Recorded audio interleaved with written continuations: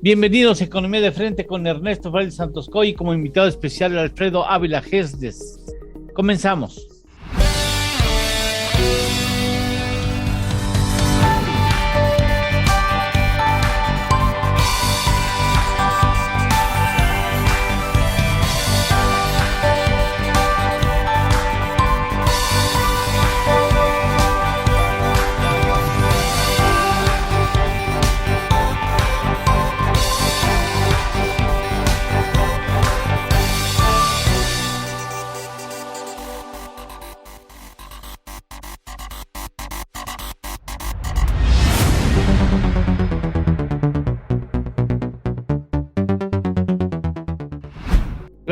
Gracias de manera muy especial a Alfredo Ávila por estar aquí con nosotros. Gracias, Alfredo, como invitado especial de este programa que conduce Ernesto Félix Santoscoy. Mucho que platicar. Muchas gracias. La Reserva Federal se reunió miércoles y jueves y es un buen momento para revisar el asunto del famoso tapering que valdría la pena. Martes y miércoles, que valdría la pena explicarlo, Ernesto. Muy bien.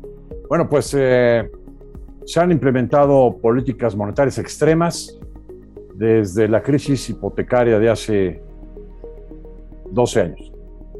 Y esa política monetaria extrema pues tiene que llegar algún día a su término.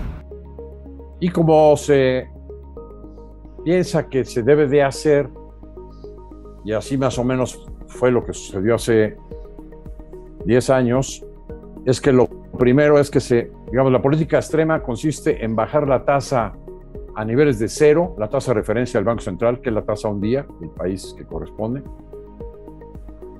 o a negativo, y junto con eso, así se implementa la política monetaria extrema, junto con eso se implementan programas de compras de bonos a través de los cuales se crea dinero. El Banco Central le compra bonos a los bancos comerciales, a los bancos privados, y pues a cambio de recibir los bonos entrega dinero. Entonces así se crea dinero por parte del Banco Central. Y los programas son muy cuantiosos de creación de dinero. Entonces cuando se llega a terminar, pues lo primero que se hace es reducir gradualmente la cantidad de dinero que se está creando. Y a eso se le llama el tapering. Hace 11 años o 10 años, el señor Ben Bernanke, que fue el presidente de la Reserva Federal, que implementó estas políticas extremas, pues de repente sorprendió en el mes de mayo del 2011 a los mercados globales, diciendo, ya estamos pensando en terminar la creación de dinero. Y generó un caos en los mercados. La tasa a 10 años de los bonos del Tesoro se fue a más del doble, los mercados accionarios se cayeron, le pega a todo el mercado de divisas, el dólar se fue a las nubes, y los mercados de bienes también, materias primas, pues también tienen un impacto fuerte. En este caso, lo que sucedió hace 10 años es que al subir el dólar, los precios en dólares de las materias primas se cayeron. Entonces, para evitar eso, bueno, a ese evento sorpresivo se le llamó el tape tantrum, ¿no? Como terrífico. Y pues ahora lo que se prevé es que con el anuncio que dio este miércoles el señor Jerome Powell, es que tengamos un tape de cafeinatum, ¿no? Es decir, que se vayan muy cantaditos, muy explícito y gradual, y que no genere mayores turbulencias en los mercados. Si el recorte hubiera sido de 30,000 millones de dólares o más, seguramente se hubiera causado más ruido en los mercados. Uh-huh. Pero eso no es privativo de la Fed, Alfredo. No. Al contrario, juegan con esos términos en mercado para darle fluidez al mismo mercado accionario, a los bonos, etcétera. Entonces, están en todo su derecho de hacer esos cambios para permitir el crecimiento también, ¿no? Entonces, está perfecto lo que están haciendo, de manera gradual, como dice Ernesto. Hay otros bancos centrales que también tienen políticas monetarias extremas y también seguramente lo irán a hacer de la misma manera en el futuro, ¿no, Alfredo? Así es, exactamente, o sea, todos tienen que reaccionar de manera gradual después del FED, ¿no? Están esperando la dirección con la que va el FED. Entonces creo que lo está haciendo Powell muy bien y aparte está súper coordinado con la tesorera de Estados Unidos, la señora Janet, que es tesorera, que también fue chairwoman de la Fed. Entonces hay muy buena coordinación ahí y creo que van por buenos pasos. El mercado lo está entendiendo de esa manera bastante bien.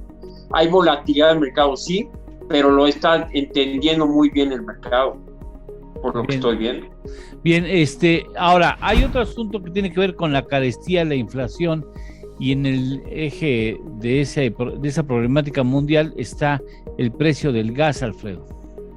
Sí, mira, los precios del gas ya a nivel de Europa, a nivel del mundo, están reconociendo que el crecimiento no se va a lograr de manera de la que se esperaba, porque está limitando muchos otros mercados para poder crecer.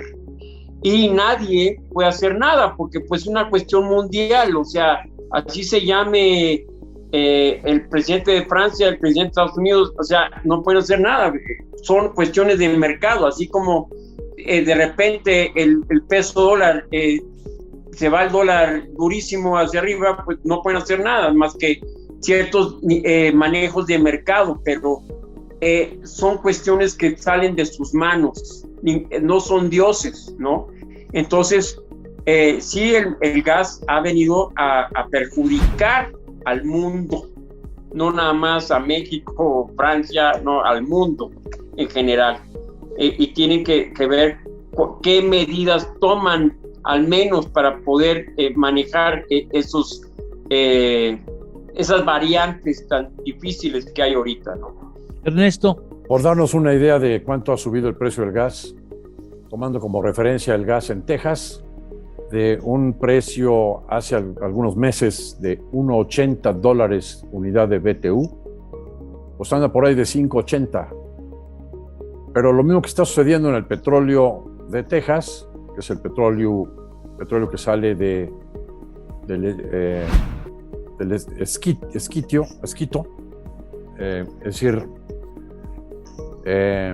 no de manera tradicional, sino perforando piedras, ¿no? Bueno, pues igual pasa en Rusia con el precio y se ha duplicado, y Rusia es el que le surte de gas prácticamente a toda Europa, al Reino Unido. Entonces, pues el mismo fenómeno está sucediendo en Europa, en Estados Unidos y, como decía Alfredo, pues prácticamente a todo el mundo, incluso pues en el lejano oriente, igual en China, en Japón, etcétera. Y eso es uno de los elementos que está generando una inflación alta, ¿no? Tenemos el caso de la inflación en Estados Unidos, al productor arriba del 8%, inflación al consumidor arriba del 5%. Lo mismo se observa en todo el mundo. Bien. Y eso limita el crecimiento, como dice. Claro, por supuesto que sí. Ya que hablas de limitar el crecimiento, después de una pausa, revisemos el Producto Interno Bruto del tercer trimestre de México, que presenta un decrecimiento de 0.2% sujeto a revisión. Regresamos.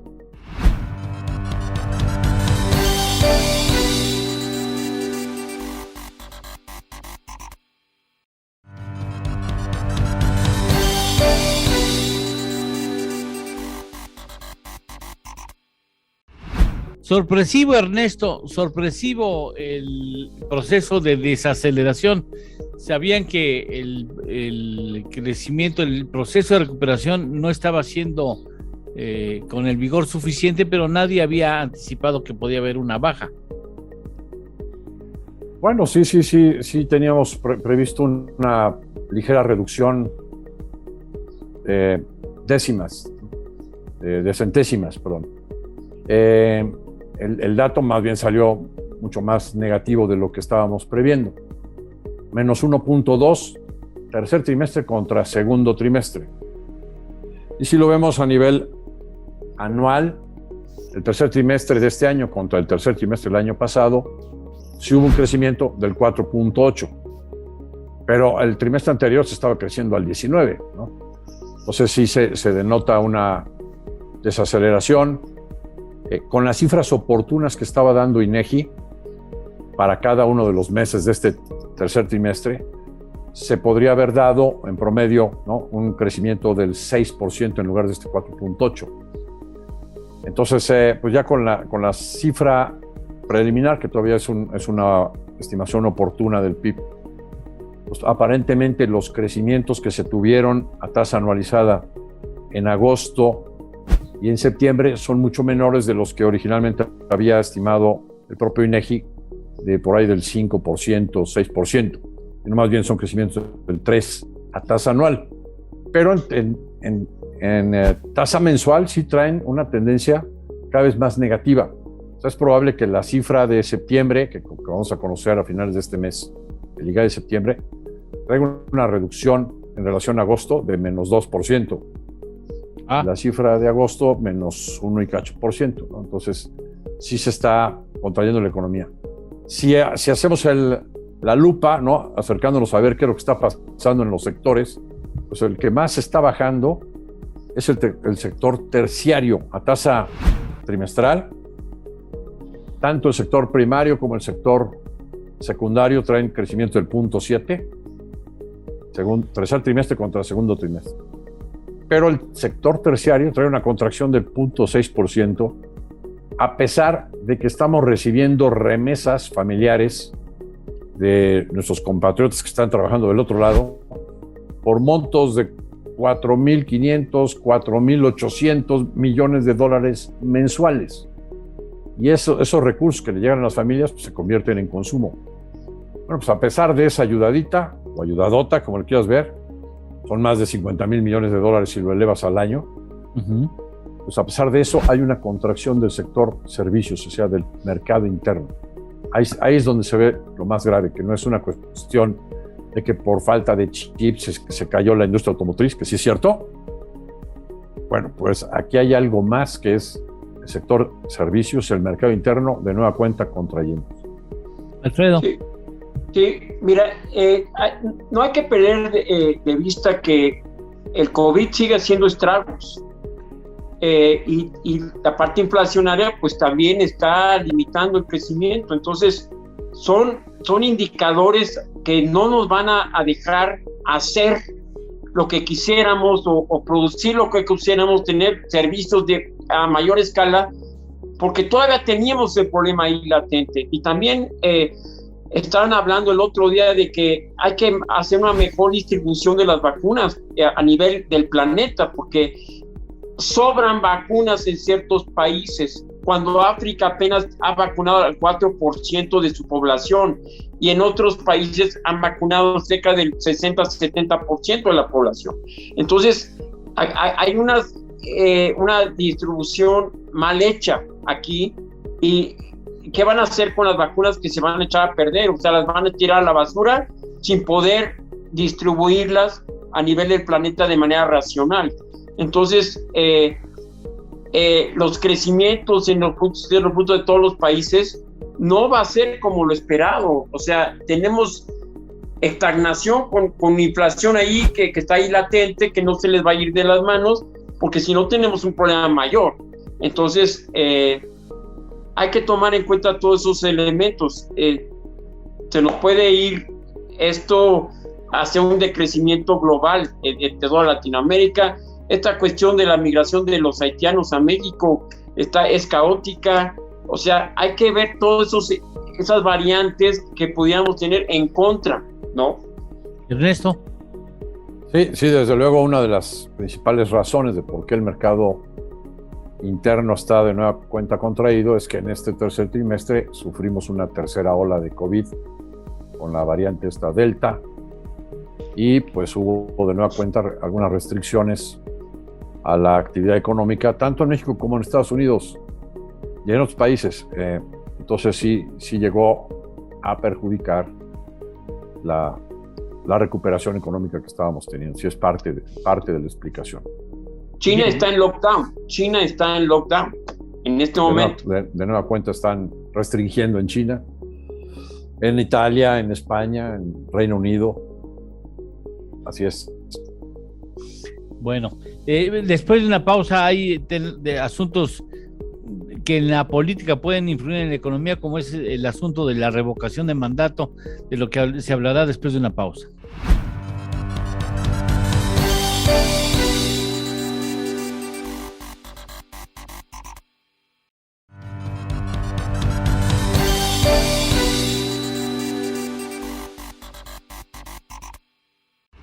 Bueno, acaba de llegar una información en el momento en que estamos grabando este programa de que será cárcel quien se considere que obstaculice o boicotee o intente boicotear siquiera el asunto de la revocación de mandato, Alfredo. Mira, en cuanto a revocación del mandato, mira, nosotros le damos como mexicanos, de acuerdo a la Constitución, un mandato de 6 años al presidente. Si nosotros, por estos 3 años, le revocamos el mandato al presidente, pues sería como darnos un balazo en la cabeza, puesto que vendría una inestabilidad económica y política y las agencias no lo verían bien. O sea, realmente el mandato por 6 años, así como en Estados Unidos por 4 años, y ven si siguen con ese presidente por 4 años más. Entonces, yo lo que creo que es, en vez de hacer una revocación de mandato, es evaluar lo que se ha hecho en 3 años, porque ya son 3 años, son muy importantes esos 3 años. La pandemia llegó a este gobierno, no era del gobierno anterior, llegó a este gobierno, la pandemia a ellos les tocó. Entonces, yo lo que propongo es que se revise, ¿por qué no hacen como las compañías? Califique usted del 0 al 10 cómo fue el manejo de la pandemia. Califique usted del 0 al 10 si el Banco del Bienestar le está beneficiando.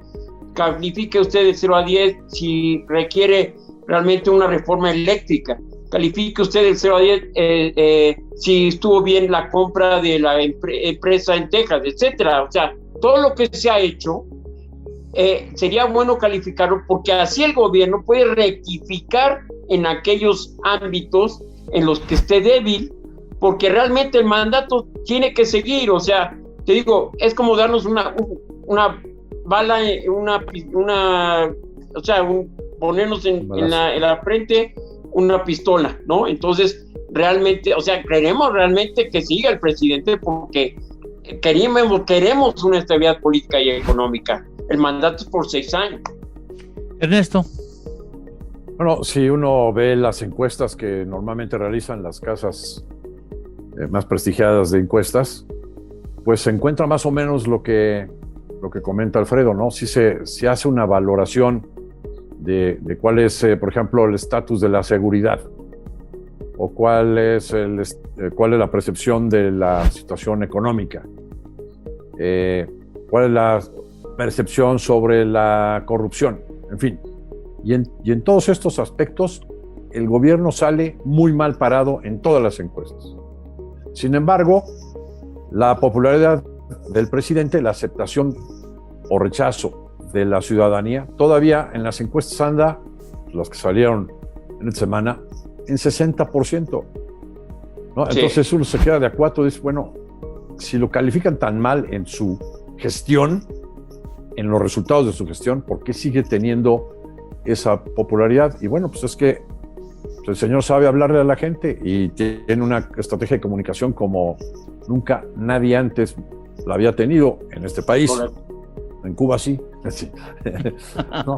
En Venezuela también, en Alemania nazi también, pero es una comunicación muy cercana que hace que el pueblo, bueno, y la forma de decir las cosas, ¿no? Muchas veces con frases muy populares, pues hace que la gente siga sintiendo que está cobijada por el presidente y lo sigue respaldando.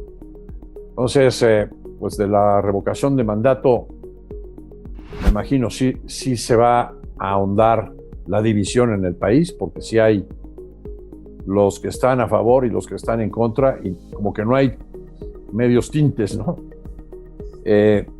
Pero sí creo que al final de cuentas el señor va a salir con una aceptación mayoritaria de la población. Definitivamente. Y políticamente le sirve. Sí, le sirve políticamente, por eso lo hace. Porque pues, la verdad es que con unas encuestas de estas sería más que suficiente para saber el resultado. Ya pues, lo acabamos de explicar, lo que se ve en las mismas encuestas, ¿no? Oye, ¿está muerta el tema de la reelección, según ustedes? Bueno, pues se necesitaría el apoyo del PRI para cambiar la Constitución y que se pudiera dar la reelección.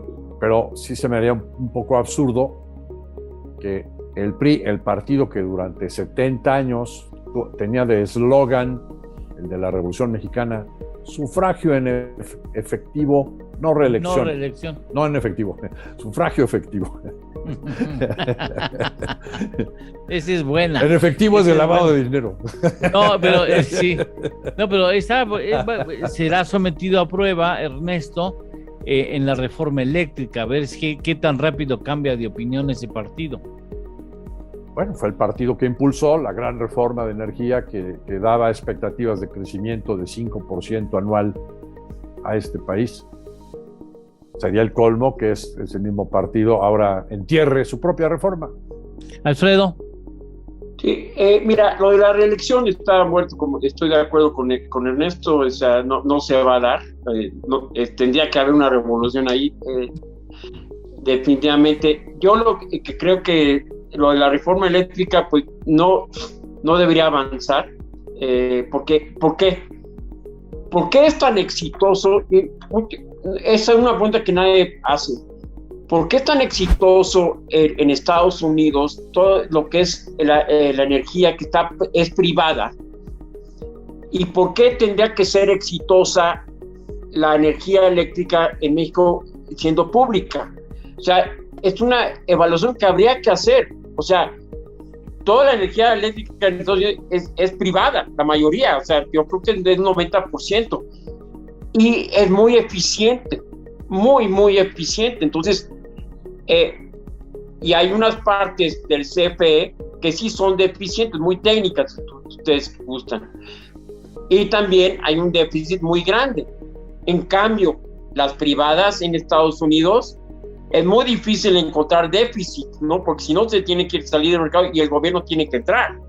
Entonces, habría que evaluar, ¿no? Esas dos partes, por qué es tan exitosa la privada contra la pública que quieren preservar en México.